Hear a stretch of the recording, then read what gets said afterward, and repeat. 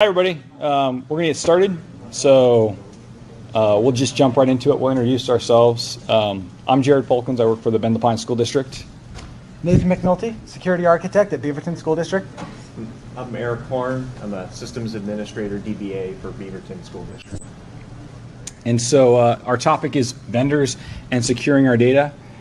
We've added quite a bit of levity and humor to it to try to keep it going. It is a conversation.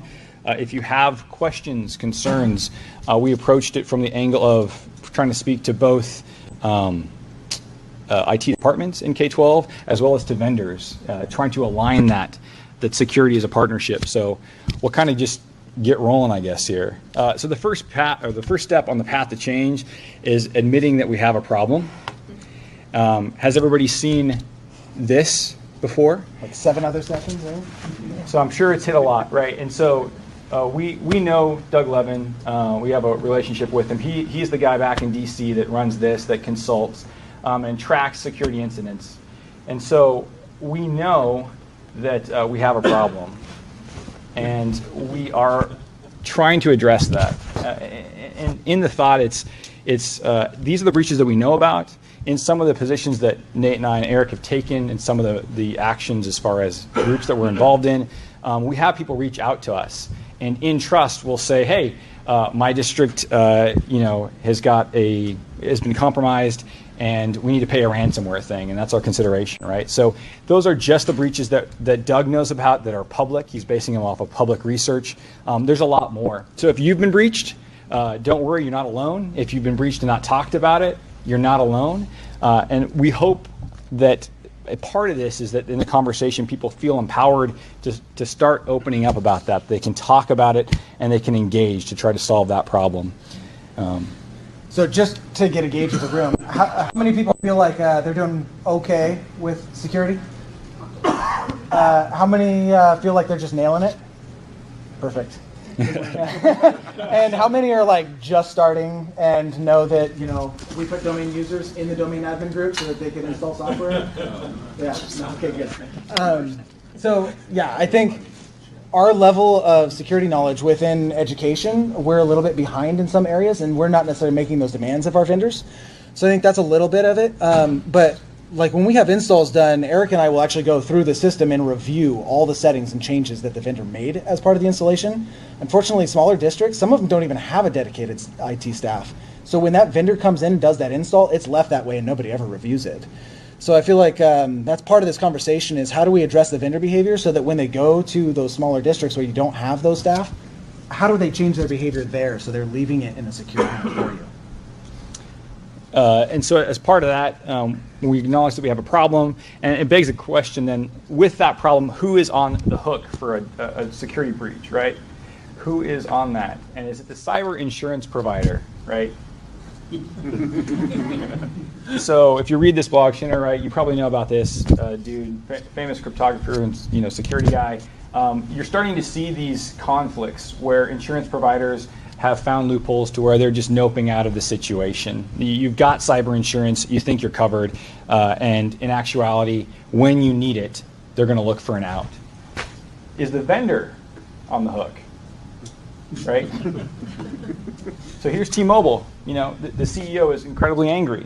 Experian neglected to install a basic security patch, but at this time, there's a class action, there's several, holding both organizations responsible. So just because you have a vendor, we're trying to articulate, in play to mitigate what you think is your risk, the market is showing that you might be equally responsible. So at the end of the day, are we responsible? And that's the posturing that we want to take. Regardless of your situation, we just have to own it. We're responsible for our systems and our services. A couple just notes here. You can have access to these slides later. But so here's a high school attack for a SIS, right? They don't know how they got in, from my knowledge. Scott County Schools, the victim of that big old 3.7 million scam. And we tried to highlight here, this is somebody who has been removed, right? They fell for a phishing scheme at the school district, and they're no longer with that school district, right? The impact, regardless of what you had in play, is coming crashing in. It's going to hit you. And so we want to address that. So it's kind of story time. and we're trying to engage with y'all. So the first question is, anyone willing to share a positive experience you've had with a vendor concerning security?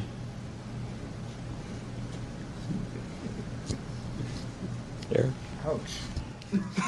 I mean, we are trying to be, we're trying to be nice. We just signed up with a small company that does event registration called Go Sign Me Up. Okay. And I'm going to forget the name of it, but there's the new, data privacy agreement the state has. And we approached them and said, hey, we'd love to sign up with you guys, but we're going to need you to sign this if you want us to do that. And they said, okay, well, we're going to have our legal look at this. And it made it take a little bit longer, but it was a couple days, and they came back and said, oh yeah, that's fine, we have no problem with that, and they signed on. So if anybody doesn't know about that agreement, go look it up. It's a good thing to get your vendors to sign off on, and so far they're all pretty willing to do it. Cool. So, and what does it do for you? it unknown. Okay. Potentially they're agreeing that yes, we're doing these things. Yes, we're going to safeguard your data. Yes, we're going to not release. It's just, and I can't remember who. Data confidentiality. Is it A4L? Yeah. Is that what you're asking? Yeah. The A4L, yeah, it's the same with yeah. And so it's for the student side. It's the data and their access to it. It must be a hosted solution. Okay. And to protect what data is going to be living on their systems, which is. So in theory, it has them take on liability for actually keeping the stuff secure. Well, until it goes to court. Sure. We won't really know for sure how much it does. But at least it shows they're trying, right? And They're willing to sign that. And that's a good thing. So. Yeah. Anybody else? Nathan? Me? Positive experience? Positive Yeah, experience. working with Demarkian was fantastic. They're a email security company. They kind of get some analytics on your messages that are being sent as part of DMARC. You basically put their email address in. They ingest the messages about that. Working with them was great. They had a couple of troubleshooting things that they walked us through, and that was a fantastic experience. Milestone VMS, directly working with them, has been fantastic as well. So, yeah. Cool. Going to the next question. Let's see. Is anyone willing to share a negative experience that you've had with a vendor concerning security? Yeah. Said the data share agreement for Washington State's Paradox, and they basically said there's no way we would ever sign this. Interesting. There's a good reason for that. How do they make their money? Can you elaborate, April? Like, where do you think, where are you headed with that thought? We're also a customer. Okay. There's sort of an old adage that if you aren't seated at the table, you're on the menu. In other words, if you aren't paying for the service, they're monetizing it in some way, which usually means something that probably is not well aligned to what's on that state DSA. Okay. And they're selling information. They're doing Sure. something in a way that is. Yeah. So the services that they do, free clinics to immunize and whatnot in our district, they take that data, they randomize it by geographic location or school or something, then they sell it. Got it. And we as a system are wrestling with whether we're okay with that. Interesting. Based on the data share agreement, we should not permit them to have data, but they're like, well, that's why we're here. So. Thanks for sharing. Paradox, DOX. They're a data warehouse as well as a immunization clinic provider. So still learning. So I'll tell you one of my pain points. How many people like their HVAC systems? Anybody still running XP? Yeah. I still got 3 of those. Yeah. HVAC systems, when that vendor goes out of business, we can't update the software. We can't move that license. They can't even generate a new license because nobody exists there anymore. What we've learned with those is that we have 23 buildings, and when we try to standardize the systems, capital projects staff, they said it's lowest bidder, and every time that we go to build a building or we have to do something, just so happened that it's not always the same company that, so everybody has their own system, and so we got 9 systems that we support. Yeah, we were talking about it earlier. You got your large systems like your financial system, HVAC, things that you don't replace more than, you're not going to replace that every 3 years or 5 years. Yeah. You can't really cycle those up. So how do you evaluate things ahead of time and know that 15 years down the road they're going to stay modern? Yeah. It's a hard one. Anybody else? As I say, I have a couple of perfectly good examples dating back to the financial systems. We recently went through a financial upgrade, a financial system upgrade, and we had the vendor they were supposed to do 5 identical installs for us. We got the first one, highlighted a whole bunch of security issues, and after a month or two of going around with them, I think it was the chief security officer? Their CISO. Yeah. Promised, yes, we will fix that. The following 4 had all the same problems. And realistically, they're probably installing every customer exactly the same way. And it's scary. So Some of these are where a generic student account could take over your whole financial system. Like that basic. Yeah, and even like last week, I was talking to our coworker Chad, trying to pair up with a vendor, and as the vendor subject matter expert is installing the software and kind of educating me on the product, right? They just comment, just turn off the firewall, leave it off, and we don't ever do this. And then trying to negotiate that relationship, right? Trying to say, well, that's not how we operate here. Let's figure out what ports we need open. And trying to delicately step through that while keeping the partnership in place is an interesting dance, I guess, to put it that way. So I'm curious how many of you guys have vendors who they do not give you installation guides? They have to set it up for you and they won't let you have any. So how do you know that it was set up right? It works. So hard. So I would love the opportunity to hop in a session with them and watch as they're doing things, learn, have them hand us that documentation. But man, how do you broach that subject? Well, part of the problem is a lot of them they're doing, they went a VPN into the system, so they are back wherever they're at. And so unless you're looking at the machine and whatever they're doing, that's the only way that you're going to learn. And so we try to avoid that as much as we can, and we tell them you have to be on the premise to do the install and do whatever. That's On premise? And I have to say, by the way, CDW has been fantastic in providing staff that's properly trained on this kind of thing. Nice. That's cool. I would also say, based on the size of the vendor, they may not have any documents. I think I know which vendor you're talking about. Yeah, Start they're with just cheap. winging it. Yep. And then what do you do then? Yeah. And I think part of the issue that we ran into recently too was a vendor who they didn't have they had like one support person who understood the problem that we were having left at the company. Like all the others have gone. But what's the scope of the product? Is that like a tiny fly-by-night That's product? a line of business product. Yeah. That is one that we rely on for very important things. We have a vendor we work with that is it's a reseller for a product that they're supporting. They don't really know the product, and the actual developer won't talk to us because Directly. we're not their customer. And so when we have a problem with it, we call our vendor and they have no idea what we're talking about, and we can't get in touch with the other folks. So we have a similar issue with our video management system. And what we found out is if we actually have at least 3 people certified with that video management system, we can get direct support.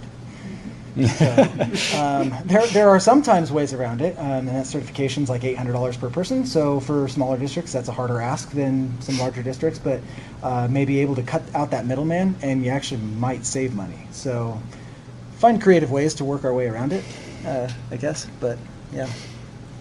Have you guys, from an instructional standpoint, that includes some of the data confidentiality agreement where we kind of have a rough outline of a template of what we're going to walk through from teaching and learning in IT about how to onboard for the training and making sure that the content of what we're getting is what we want. Have you talked at all or started working through what kind of questions we could collaborate on together about how do we begin to have those conversations with vendors before they're in the door about the support or the structure? Is that in your presentation? It is. Okay. I feel like I paid you, so this is great. That's a Good. great thing. Yeah. No, that's a wonderful question. So I guess we'll just move on to the next one. So how do these experiences influence the way you select or interact with vendors?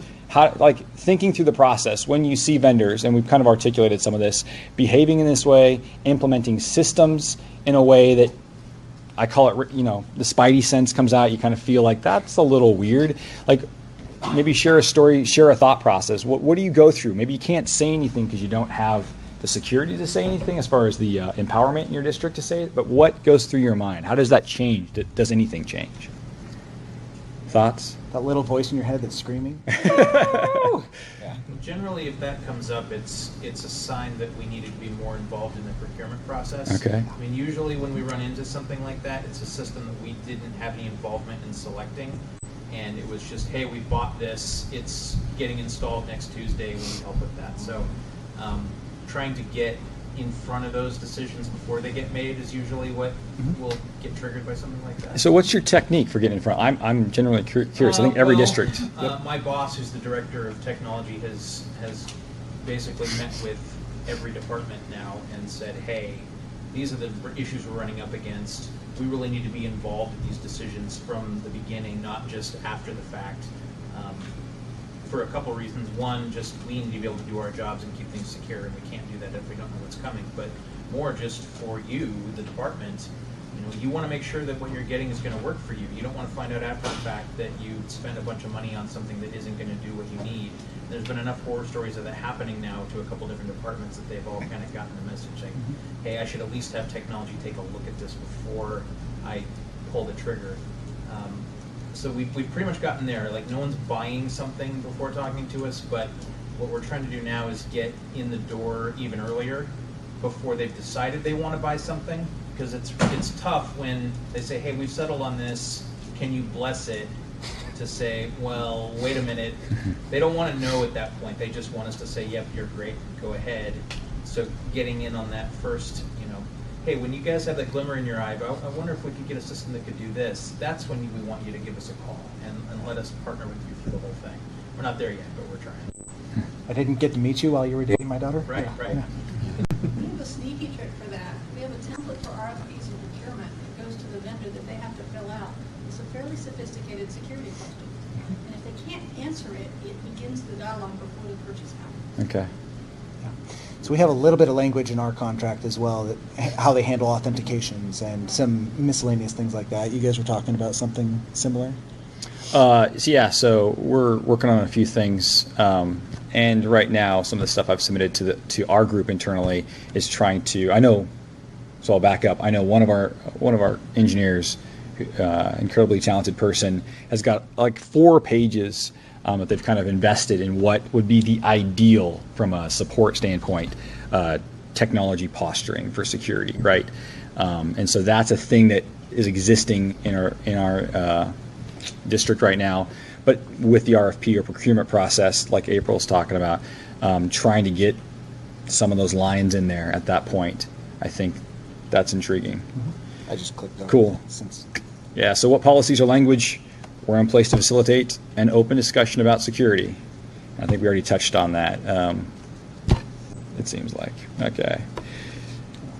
So we're going to try to do just some brainstorming. This is the stuff that kind of, that we came up with. It's a spinning box. Yes, it's okay. Let's see. cross origin. Uh-oh. What are you doing to We me? lost the source, so try source. Oh, did we pull on? Nope.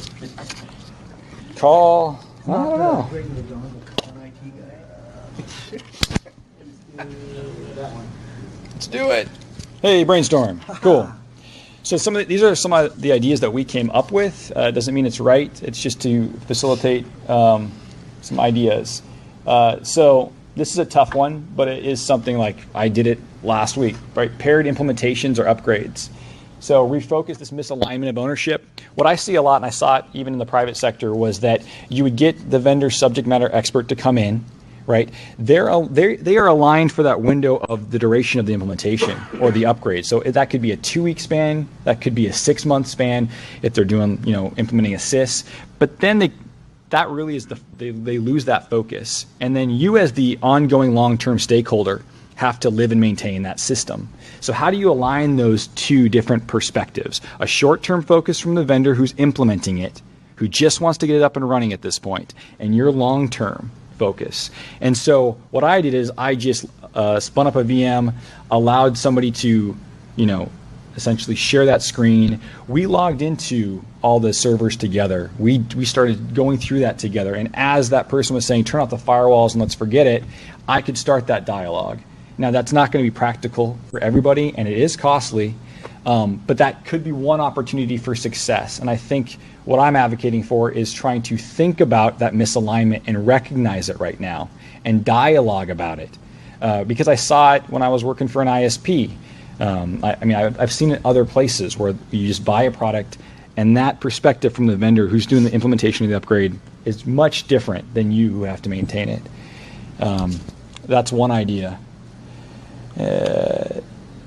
Progressive security policies, right? So purchase services from vendors with modern and ideally progressive security policies. So what does progressive mean? How many people use Clever by chance? Clever, right? It's pretty popular now, okay? And so in my research, it's one of the most progressive security policies that's public for education, right? You can go to this URL here and you can go through this extensive list, and it is much different than anything I've seen. They didn't pay me to say that. It's just my research that's kind of articulated that. And so some of the interesting bits here, we conduct an annual external security assessment of our applications. We make this report associated with these assessments available to our users on request. Right, and Clever. There's a difference between doing like an assessment for liability, right? That kind of checks off, okay, PCI compliant, but that might not be security, right? Liability is different than security and safety, and so I think Clever is leaning more on the security side. That report seems to be more in depth. Clever also has a standardized process for responding to security incidents. And then they got an active bug bounty program that rewards external security researchers for reporting vulnerabilities, right? And that is very different. Allowing and partnering with the security research community. And if you reach out to them, it's a pretty interesting dialogue to start with them. But as for any vendors in the room, I would take note of this. If you don't have something that's publicly available, I think we all advocate that something like this can radically change the stance on how vendors are thinking about security as well as honoring it. Anybody have any thoughts about that? Has anybody submitted vulnerabilities to any of your vendors? Concerns? Weaknesses? Yay! We've had a wide gamut of those. I submitted one not too long ago. The vendor said, yep, that's nice. Fill out an enhancement request, and we'll send you a quote. We've had worse responses too. Yeah. So there's really bad responses, right? And our take as a group here for the roundtable up here is that we want the vendor. I want the vendors to adopt things like this, because the partnership comes in the fact that when somebody reports a security vulnerability, they're making the product stronger.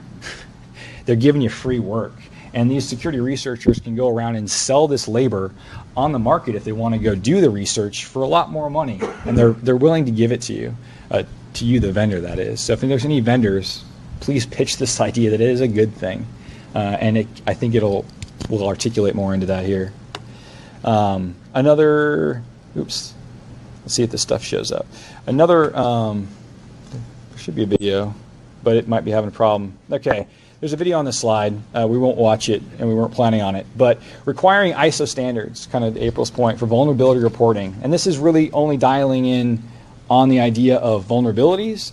But these standards have been around since 2014, and they are free to you. And so you can go out there to this link, download 29147, and what this does is it gives you a whole roadmap as a vendor as well as the consumer. To understand what that reporting mechanism should look like, what that relationship should look like.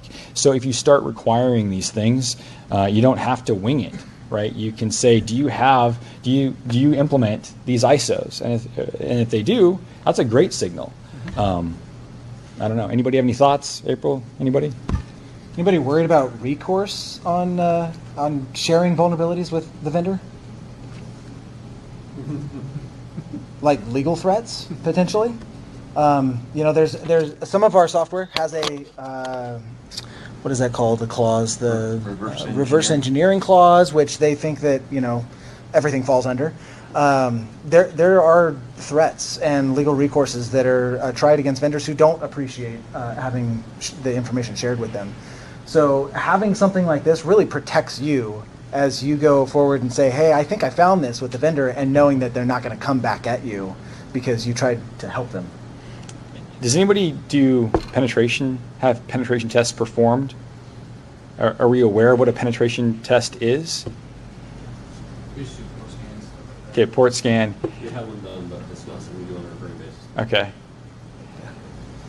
Do we, show of hands, do folks want an explanation of what a penetration test is? Sure, cool. So penetration test is, have we, show of hands, seen the movie Sneakers? That old 90s movie? Okay, perfect. Essentially, that's what you're having done. You're hiring legally a team to come in who's thinking like the bad guys, bad folks, and auditing your infrastructure and attacking it and testing it as if they were bad. Okay, you pay money for this. This is a common thing in the private sector. It seems to be happening more and more in K-12. Something that's intriguing, though, is the emails that I've been getting when penetration testers find things as part of an agreement with a district, and yet the vendor has no ingress point to receive the vulnerability report, like we're trying to articulate here. So the district is paying good money to have their infrastructure tested by talented individuals. These talented individuals who specialize in security are finding things, and there's no ingress point to report it. Okay, so this could help that. You're already paying the money once you get down this path.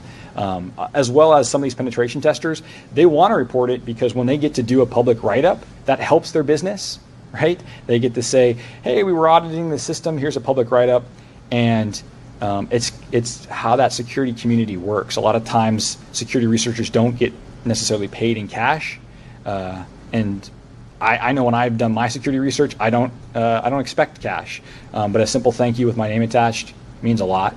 And that's kind of just a mentality of that, I would say, that culture to consider. So it seems pretty relatively easy to put that requirement in when you're buying something. Mm-hmm. Have you had any luck implementing on an existing vendor? I haven't. I mean, we haven't even really tried. These ideas are pretty fresh. Yeah. But, But we I have... think they would be resistant. Yeah, so we have been working on building relationships with various vendors, like the Synergy, or the, CIS vendors and different things, right? Trying to build those relationships so that when those things come up, that we can actively share those things with them.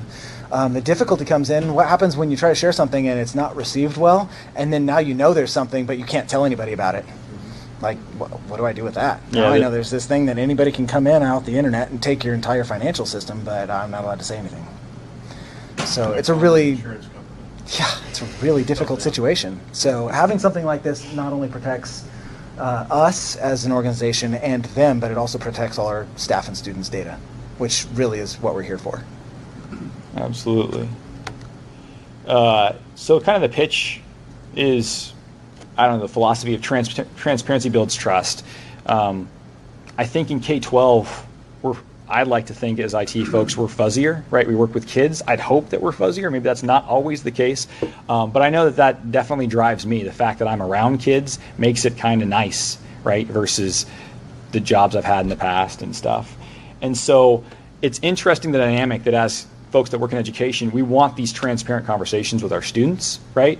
And so I feel like that applies to our vendors. We want, at least the feeling I get is that we want this dialogue to take place. We want this transparency. We want to be able to converse and partner like we would with a student. When a student is messing up, getting poor grades, making poor choices, we sit down and we have this conversation and we all get back on track as we see the teachers do and the role models that we have. And so I guess the pitch here is that I think it's important for the vendors to know that this matters to us. Even if they're just nodding their heads, I think saying that transparency is important is a good thing for us collectively to continue to articulate to vendors that this is important to us. And it's different than maybe the private sector or the corporate sector, right? And I think we can articulate that and lean into the fact that We are helping educators. We are about kids. So I would encourage, keep it fuzzy. Any thoughts? I got a brainstorming idea. Brainstorm. That ties into that. I think it was a podcast or something that I was listening to that was kind of interesting to think about, say, assist. If you were to think about the systems in your department or in your district as FTE, and to do some kind of evaluation around that FTE and the service of the job that it did for you for that year, and to do it on a periodic basis. If you thought of it in that way and you embedded into it some of the pieces around security that could somehow, again, it goes back to kind of that template, is it serving us as we need, the uptime that we need, are they complying, do they know about the security that we're interested in? I think that might help build some kind of conversation with those vendors that we're working with, just to say, hey, this is now on our radar, this is the types of things that we're going to be evaluating annually, here's our report back to you about where we think you are, and then have them come back and say, oh, no, we got this, really. It speaks to that building of a relationship, but I've been toying with that idea of treating those main systems as a service or an FTE and kind of doing an evaluation like we do with staff around the system, just to see whether or not we want to let them go, assistance, right, or something along those lines. It gives a different angle on how they are serving a service in your district. So, just a thought. And That's no a good unions. thought. What's that? No unions. No unions. They're not really not employed. Kind of stuck with them for a little bit. Yeah. Funny. A couple tangible benefits that we could come up with is, again, that vendor gets a better product out of this. If we are educating and expecting a secure product, and if we have a way for when we're hiring penetration testers or we're doing security research ourselves, if we can advocate that that product is better, functionally, the strong security will differentiate that product from their competitors, right? Their sales staff can then sell into that differentiation. I think I'm already seeing that. Folks are sitting down saying, hey, we sell this product, and K-12's coming back saying, well, there's 2 other vendors, and a vendor's saying, yeah, but look at some of the security stuff that we're doing, right? I've heard that from a lot of districts with Clever. Clever's anchoring on that. Clever salespeople know that line. They're pulling that. And I think that's a good thing. More power to companies who are saying, hey, here's a public security policy. It's binding us to this commitment, and we're committed to this. And so it's a good thing. For the districts, risk mitigation is a piece of that. Quality partnerships with the vendors, again, considering it's a partnership. If we take on the approach that we're just going to obliterate vendors, I think, and just gripe at them with no orientation, probably the wrong approach. And then the district can know that they've got a vendor that will respond to legitimate security vulnerabilities, right? And I think there's this idea that Nathan and I have discussed where you see this product, the consumer, the person who's just purchasing the product versus a product champion, right? Somebody who's saying, again, look at Clever, championing that product because of how they're being treated. If we're educating the vendors to say that we would like to champion your product, and if you want to turn us into a champion, here's one thing you can do for us. That might be another lever to pull to try to, push that conversation. But again, brainstorms. Yep. And I have this phrase, shame and guilt are not a great motivator long term. They work well initially.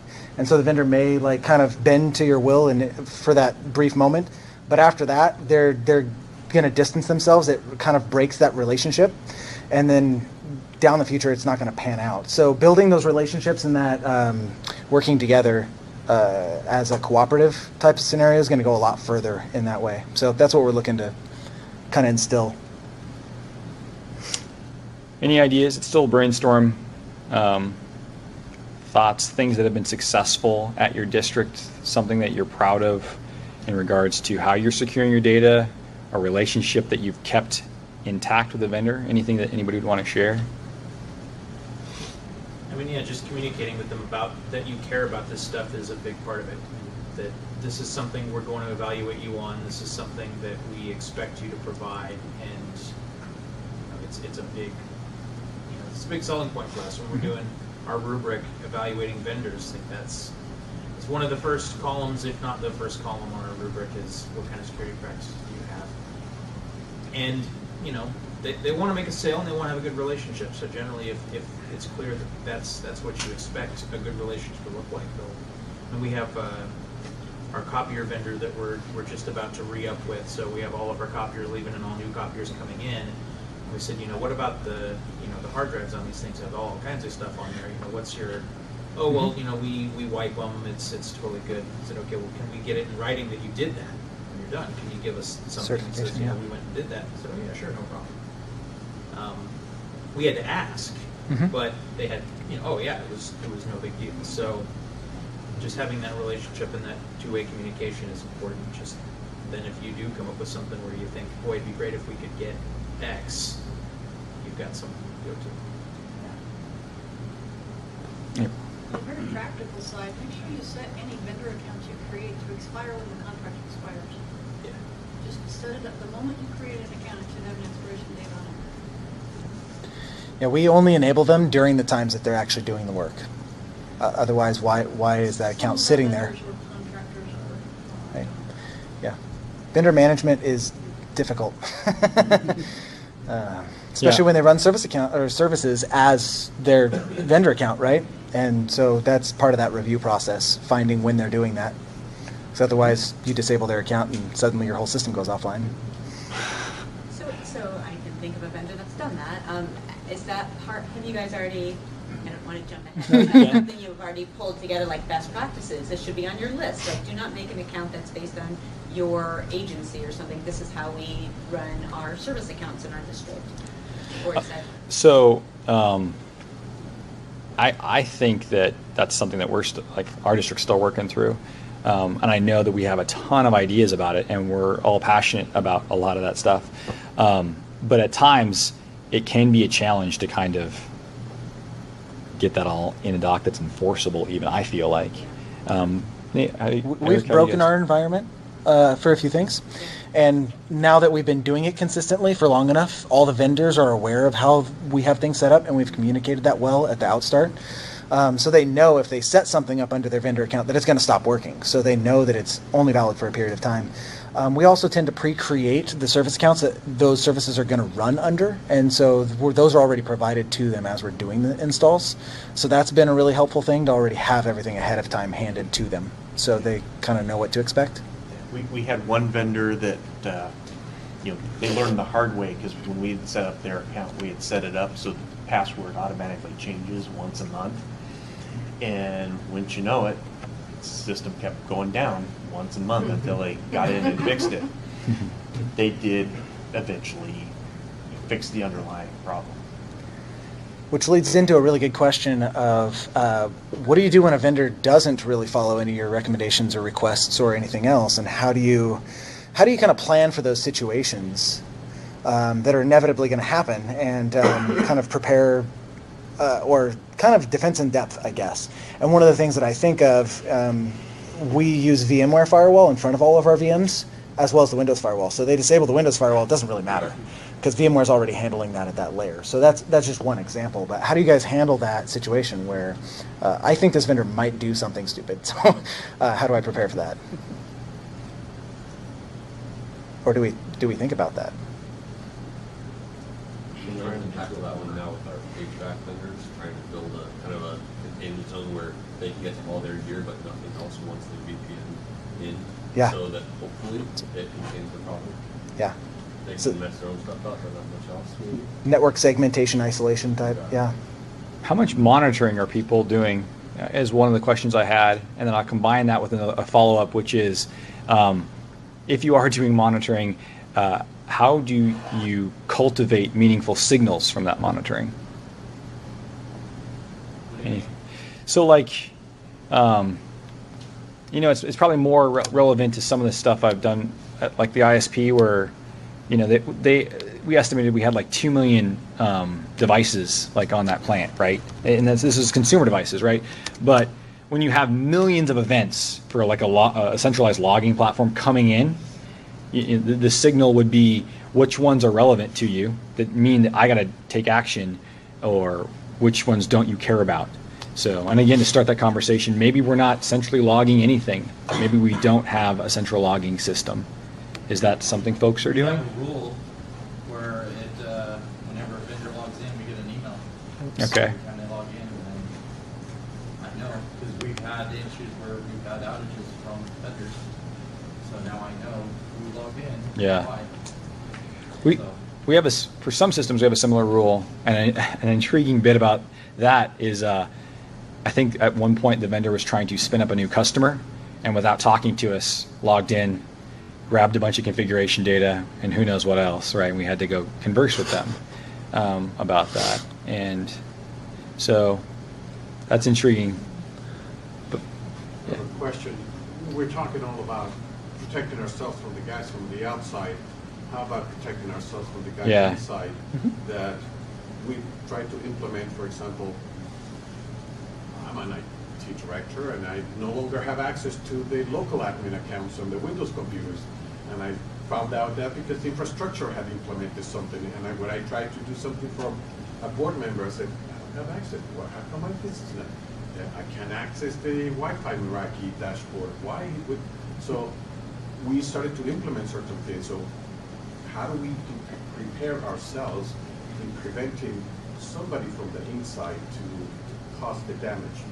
So, yeah, so the bad actor aspect, right? Is that what you're saying? Like you have a staff member who just feels, or are you saying, because there's a couple different roles you could play. You could do the disgruntled employee, the student who is expanding their knowledge set. Or the person who thought they knew what they were doing and maybe made a mistake. And we've had from HR that it says immediately cut this account and cut him off immediately. As of right now, he's no longer an employee. Cut him off, and we have to do that. But how do we? That's the part of the security that sometimes we are not paying attention to. Yeah. And so our district almost went down right after Lake Washington went down for 2 weeks, and we found.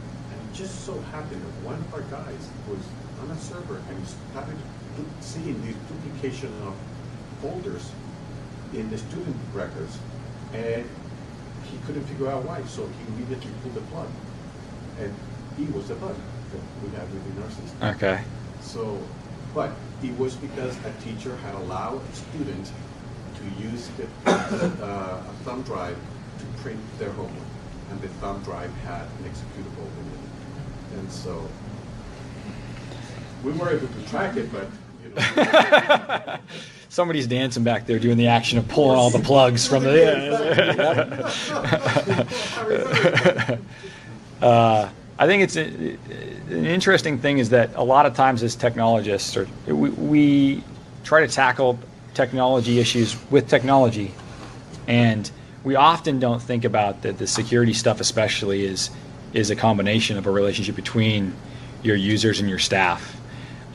There's been studies as far as bad actors go that talk about when you have effective relationships with your staff. So in your case as a director, when you're investing in your staff, right, you're a good litmus of your immediate little buddy system of what you need to be concerned about. That is just one small thing. It feels small, but I see many districts contact me and they don't have any sort of relationship, and so everybody becomes an unknown, and everything's a threat. So then we try to solve everything with technology. Right. Thanks. So I just pulled up our gray log. It's our centralized logging that we ship all of our logs from our servers into, and then I can go and just type in one vendor account and find every action that vendor performed across all our servers. So that's just one of those kinds of scenarios that ties into that of, well, I want to know what happened at this point in time. And if you don't have logs, good luck. And if it's spread across multiple servers, trying to tail a whole bunch of logs across multiple servers and read them all at the same time, it's really, really difficult. So, and then of course, if an attacker gets in there and they clear your logs, you have no visibility in that. So centralized logging is excellent for that type of investigative work. And so when we had that vendor that came in and actually did the setup, even though they won't give us the installation guidelines, I can see every process they launched with the command lines and what the parent process was and what all they touched and that kind of stuff. So you can still kind of get a feel for it, even if they're not willing to share that information with you.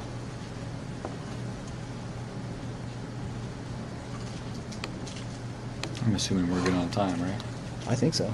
Cool. This is kind of just the end here.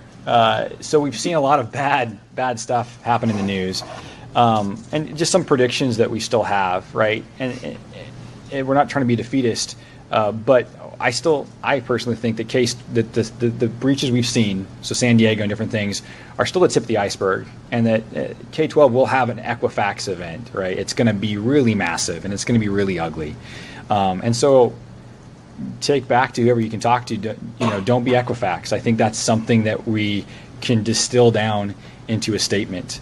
I also think that vendors that implement these policies, right, and procedures will signal that this is their intent, that they don't want to be Equifax, that they want to be here in the long term for that relationship.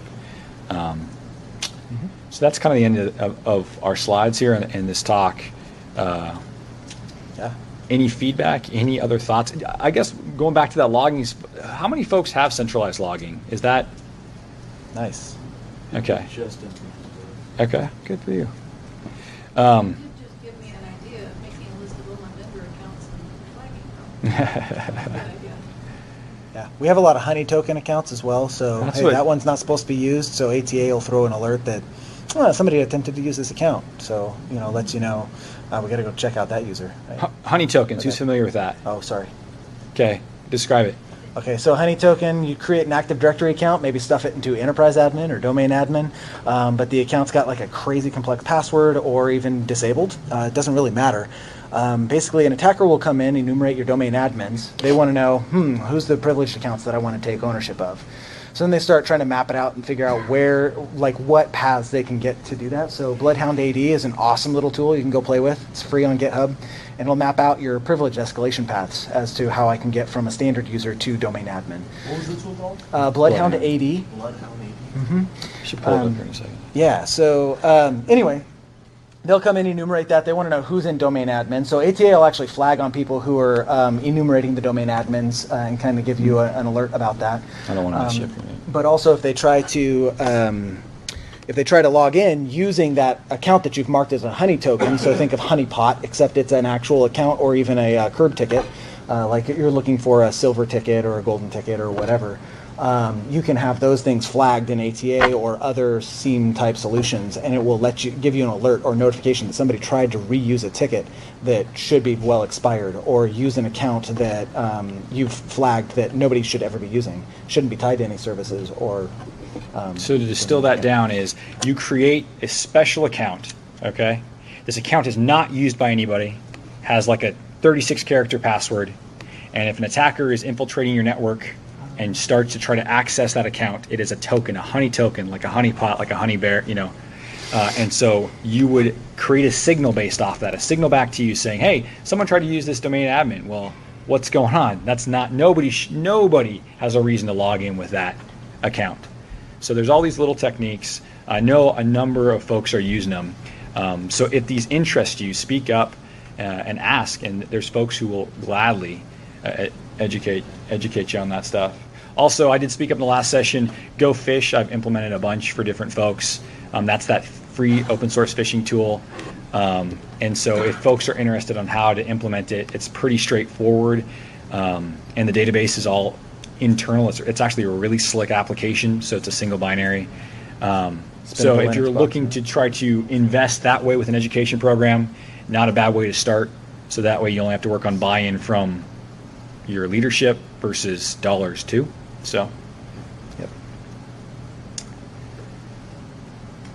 Yeah. Anyway, that does it for us, I think, at this point. Does anybody have anything else? No? Cool. All right. Well, we'll end it here then.